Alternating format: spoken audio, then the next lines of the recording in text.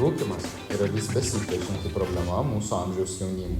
Tad paklauskim to jaunimo, ką jie mano apie rūkymą. Pasodinu draugas. Draugas? Ja, draugas. O kaip tu manai, jeigu ne tas draugas, tu vis tiek būtum pradėjęs rūkyti, ar ne? Manau, nepradėčiau.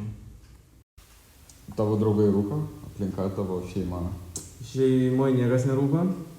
Iš draugų visą laiką būna tie rūkantys, visada iš draugų yra rūkančių. Bet kad daug jų rūkančių yra, tai nėra taip, kad labai daug rūko. O pats esi bandęs? Bandęs, tai čia turbūt kiekvienas yra bandęs, tikrai. Bet kad rūkau daug, tai ne. Ką tu pasiūlytum kitiem, kad mesti rūkyti? Manau, ugdyti savo valią ir tikėti savimi. O tavo draugai rūko, daug draugų? Ja, yra. Čia vis tiek bet kokia kompanija yra rūkantys draugai. Jie man davė pabandyti, aš pabandžiau ir man nepatiko. Bet jie jau mano draugai dabar.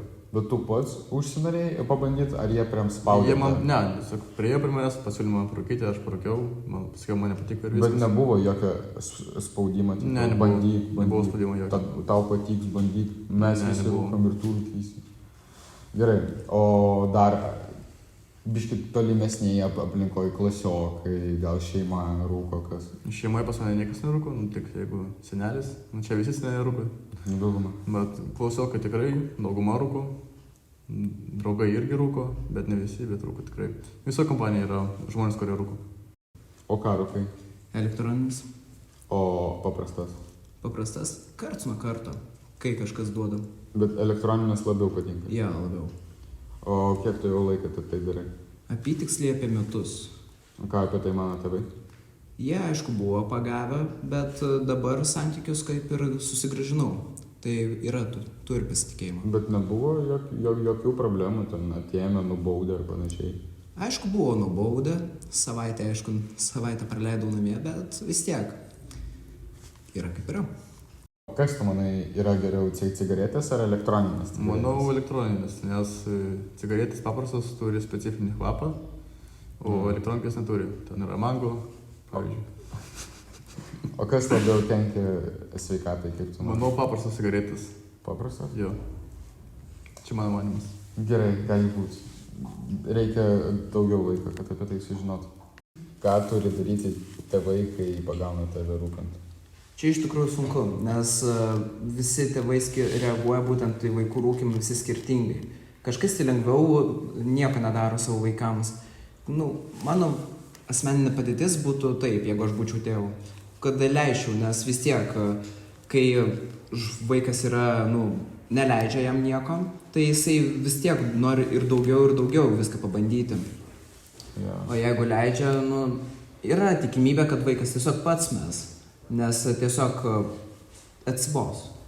Atsiranda toks noras uždraustumo, ne? Jo, yra toks noras. Ja. Ką reiškia leis? Tavo 5 metų vaikas norės pagarinti. Pamatys, kad tu balkonę garini ir tu tipo duosi. Būsi toks tolerantiškas tėvas, kad duosi. Ne, tai jau tikrai ne. Tai nuo kurios ribos staiga tu jiem viską leisi, o iki kurios nieko neleisi. Leiskit pasukti man galvą. Čia sudėtingas klausimas. Čia sudėtingas, čia reikia pagalvoti.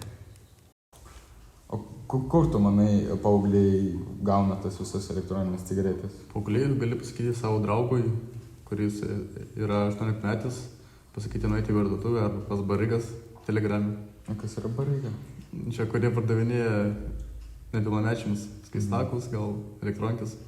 Gerai, o kaip tu manai reikia elgtis tėvam, mokykloj, ar nerūkantiem tavo draugam, kai jie yra rūkančioj kompanijoje, ar aplamai, ką jam reikia su rūkymu daryti? Rūkymą stabdyti neverta, nes jeigu vaikas nori rūkyti, jis vis tiek rūkys.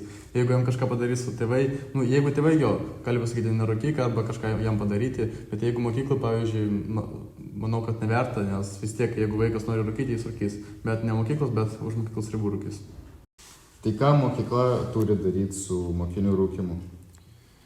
Iš tikrųjų sunkus klausimas, nes čia visi reaguoja į tą rūkymą, visi skirtingai ir pas visus savi metodai, kaip padaryti taip, kad mokiniai negarintų.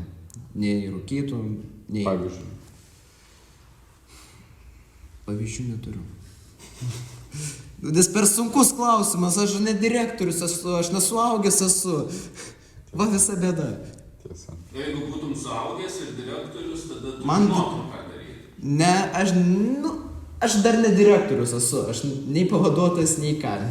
Ne, bet jeigu būtum, pavyzdžiui, tai tu vis tiek esi jaunuolis, tu geriau jaunimą pažįsti negu direktoriai, ten mokytojai ar dar kas nors. Nu, yra kažkas. Kaip paveikti jauną žmogų, kad jis to nedarytų? Kaip paveikti, kad jisai... Informacija, propaganda, gal sportų, ką aš žinau. Propaganda. Čia Tai teigiamą propagandą gal, ne? Galbūt.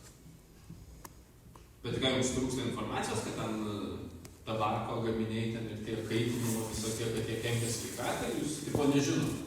Nu, viskas kenkia, kas per daug, kas tas nesveika vis tiek. Bet jūs tai žinot ir vis tiek daro, tai matyt tos propagandos neužtenka. Kaip dar galima čia užmotyvuoti mokymus? Būtent mesti.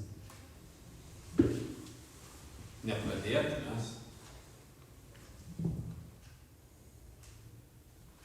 Nes čia vis tiek yra mados dalykas, ar ne? Ja, čia daugiau yra mados. O ne poreikio kažko. Mada, kur perauga į poreikį.